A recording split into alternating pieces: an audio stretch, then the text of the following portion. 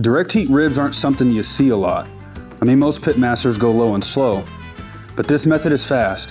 It builds incredible bark and texture, and it works on a Weber kettle right in your backyard. Today, well, we're gonna find out if this is the best way to cook backyard ribs or if the offset has the upper hand.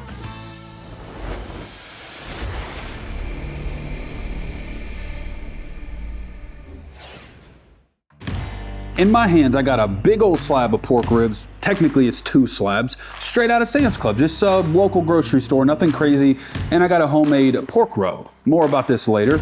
And today, I'm just gonna go out and do what I used to do way back in the day, before I knew all the fancy bells and whistles and terminology for barbecue.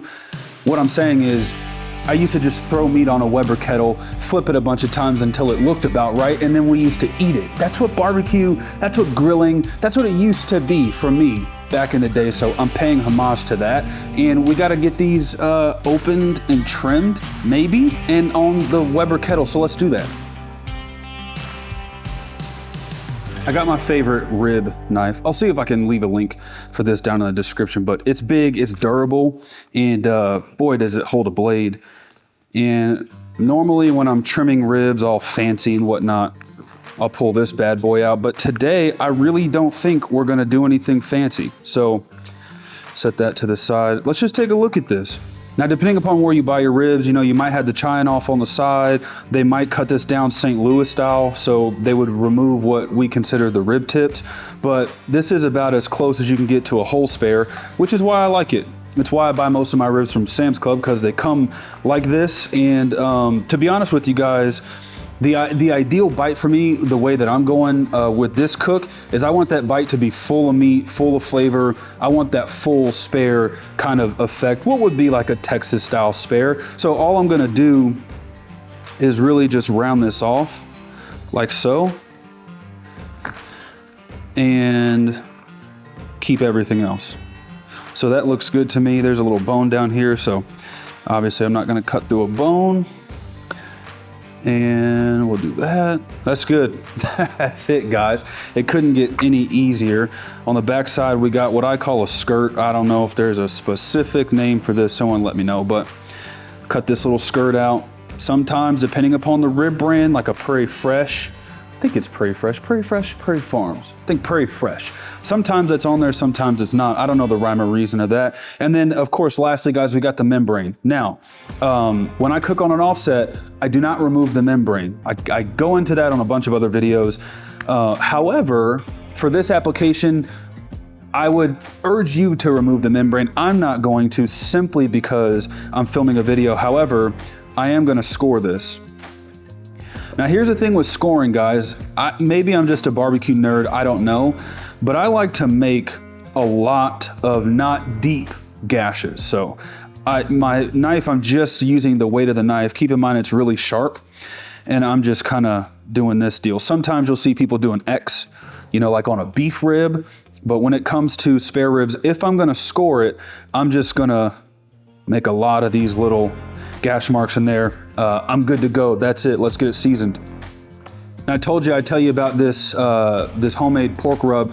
Guys, if you want the recipe to this, this is no, like, there's no sales pitch here. If you want the recipe, I'll leave a little link in the description. Just drop your email in there, and it'll trigger my backend system to send you the PDF. It'll just be a quick recipe. No crazy sales pitch, nothing like that. I'm not selling it. It's free. You guys can have it.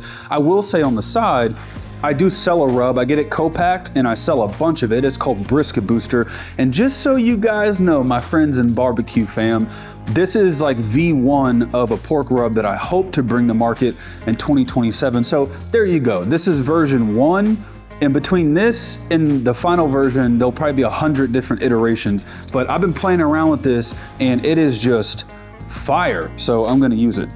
There's many conversations about binders. And again, guys, take it or leave it. For me, I'm a big fan of a mustard binder pretty much with all barbecue that I cook. But you do you. These were plenty tacky. I didn't necessarily need the binder. And the way that I blended this rub here is I want a little light on the sugar. I didn't overdo the sugar. I want that you know, that color, that savory, that hardiness that I like in a pork rub. I don't really love an overly sweet pork rub, but that's just me. So going right over the top, man, this rub is laying on nice. And there you go. So I'm going to let this tack up for 5 to 10 minutes, just long enough to get a chimney lit of some lump charcoal, not briquette, lump. Well, I just show you guys out there. Let's talk about it out there. All right, y'all. So I got a chimney. It's about half full and it is screaming hot. Now I want to note, I went with briquette, not lump. I went briquette because briquette burns a little bit longer and a little less hot. So for this application, I want it to mimic like a kind of a old school, I guess not even old school because the Carolinas are doing this now. I want it to mimic that direct heat pork cook, but the way they do it in the Carolinas is they have a lot of space between their heat source and where the protein is. So on a backyard kettle, we don't have that much room. So I want to go less heat rather than more heat. So I'm just going to go right in the bottom of this bad boy, again with a chimney halfway full. And then from here, I'm just going to situate my charcoal so that it's evenly distributed on one side of the kettle. What I am not doing is a full charcoal bottom. I'm doing a dual zone. I got my cool zone and I got my heat source. And the reason I'm doing that is because, you know, some things can get a little dicey. So I need to have a side where I can just put the meat. And so that's what I'll do. And let's see, 1, 2, 3, 4, 5. A little hotter than I want. I'd like a good 10 seconds on the heat test, but that's good there. Look at this beautiful slab of ribs. I mean, that thing is purty. Shout out the rub. Okay, just very simple. Right over the top. Meat side down. I probably should have cut this down more, but we're going old school, baby. You just use what you got. Okay, so we are down right on top of our coals. Very simple. Let me fetch my, here we go, whatever you call this thing, freaking lid. Fetch the lid. I'm going lid on. Bottom baffles are about 1/4 of the way open. Top baffles are about 1/4 of the way open. I don't have a thermometer for my kettle grill. I just go off, you saw me do the hand test, so I kind of go off that. If I had to gauge, if you have a thermometer, try to keep your fires in and around 200 to 250 degrees. 250, this close direct heat for a cook like this is pushing a little warm, but it's manageable because we have the dual zone. So lids on, I'm gonna give this about 5 minutes and then I'll kind of give you the lay of the land for how I plan to cook these. All right, let's talk direct heat ribs, but first I must cut and light a cigar. Shout out Privada Cigar Club. My brother of the Leaf, Brian Destin, owner of Privada Cigar Club. This is not sponsored by any means. He doesn't know I'm talking about these cigars. It's just that I get asked often, Marcus, what cigar is that? Where'd you get that cigar? And frankly, guys, I'm a cigar nerd just like I'm a barbecue nerd. And a lot of my cigars that I smoke are not easily accessible. And the ones that are easily accessible, well, Privada Cigar Club. But I digress. So guys, we got ribs to talk about. Did I need to be out in an open field in a singular chair with no table to talk about the ribs? No. But guys, when God paints his canvas and gives you this, sometimes you just got to touch grass and get out in an open field and talk about barbecue. So here we are. I got those ribs on at 2 o'clock on the dot. I just temped them. It's 3:10. So it's been about 1 hour and 10 minutes. I just temped them before I hopped on the camera. They temped at 195 in the rib tip. The rib tip is the thickest part of that slab, but just for temperature purposes, 195. Now I'm gonna take these a little bit past done. I wanna make sure that when I'm talking about this, I'm giving you guys the why behind what I'm doing. And just to note, it's felt criminal a little bit how easy this cook has been. I mean, 195 by every measurable statistic could be considered almost done. You know, any slab of rib that I cook on an offset, I'm taking them to about 203, 205, somewhere in there. And so we're not too far off from that. But I want to make sure that I kind of pull the curtain back on my methodology with cooking these direct heat ribs because it's important. So As you guys know on this channel, if you're not new, then you know that I'm a big Central Texas style guy. That's most of how I cook barbecue. I have a 500-gallon smoker, I have a 1,000-gallon smoker, I got a couple backyard smokers. And so I say all that to say most of what I do is centered around an offset smoker. But man, it is just the smell, the aroma coming off that kettle grill, it's so nostalgic. And that's kind of what I was scratching at the bit to do, guys. I wanted to go back to what I remember cookouts to be. You know, growing up with uncles and family from the deep South, when we said cookout, when we said barbecue, we're cooking meat over direct heat. That's how I grew up. And so there's something nostalgic. It really is. Like, I'm not trying to get sappy on you guys, but there's something really special about the smell and the aroma of meat, you know, pumping off the intermuscular and topical fat, dropping it down on those coals. It kisses those coals, and what those coals send back up, those kind of grease laden vapors that goes back up into the meat, that is something special. And you can only get that when you're cooking direct heat. And so for me, I'm gonna take these a little bit past 205. And I say that because we're not on an offset. You know, there's a special relationship between time and temperature, or time and heat, and that relationship is what makes the difference when you're cooking barbecue. You know, on a normal Central Texas style slab of ribs, they're gonna be offset from the heat. They'll roll every bit of 6 to 8 hours. There is a special thing that happens there where you're letting the protein break down over that prolonged period of time. We don't have that here. You know, it's gonna take what, an hour and a half, 2 hours max to cook these ribs because they're direct heat. And so to get the tenderness that I need so that folks aren't gnawing on a bone, and it's that rubbery thing that it's that rubbery thing we all know when we undercook a slab of ribs.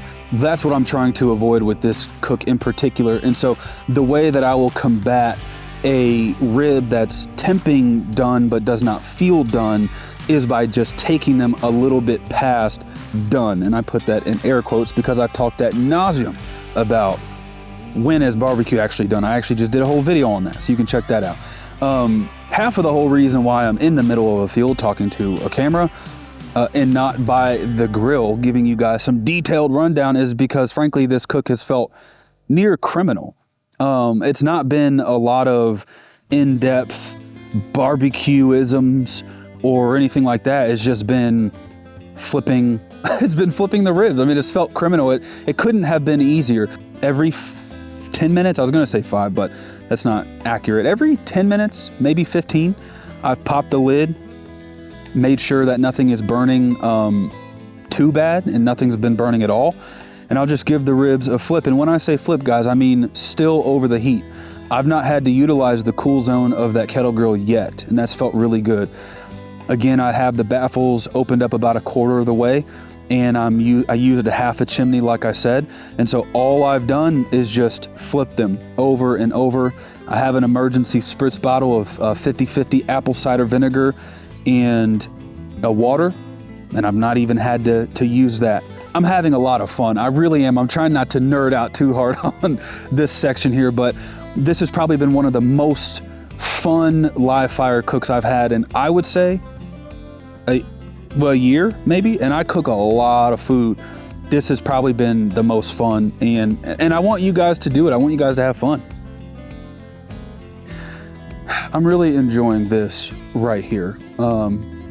This has been a little bit of a different video, so I hope you guys don't mind the hybrid semi-documentary / instructional video. This one's been super fun to make. The whole thing's been fun, and I appreciate you guys. So let me get back to the kettle grill and let's round out some direct heat ribs.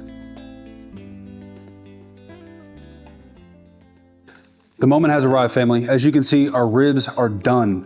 I have just simply put them in foil. They've been in the foil for 15 minutes. In the past, I've put beef tallow in here. I've used Wagyu beef tallow. You can sauce the bottom of your foil and then put your ribs on top. You can do all kinds of things, but for the purpose of this demonstration, I just wanted the purest form that I could get. And that was to just put them in the foil. Let them cool down, let them rest for 15, 20 minutes, and here we are. Without further ado, let's pull a rib off and take the infamous meet and greet bite.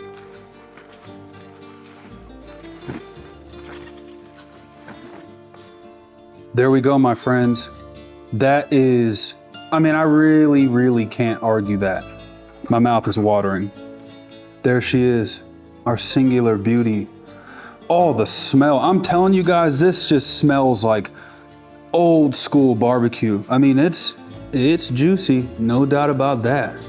All right, let's just take a bite. Oh, I'm going right off the rib tip. First, let me just separate it. Oh, it's just dripping juice. Oh my, that top is crisp. I think the top is crispy. Oh. Oh my gosh. Oh, that's heavenly. Oh man. That rib tip with the rub, it tastes like some kind of pork chop situation. Oh, that's good. Okay, let me put that to the side.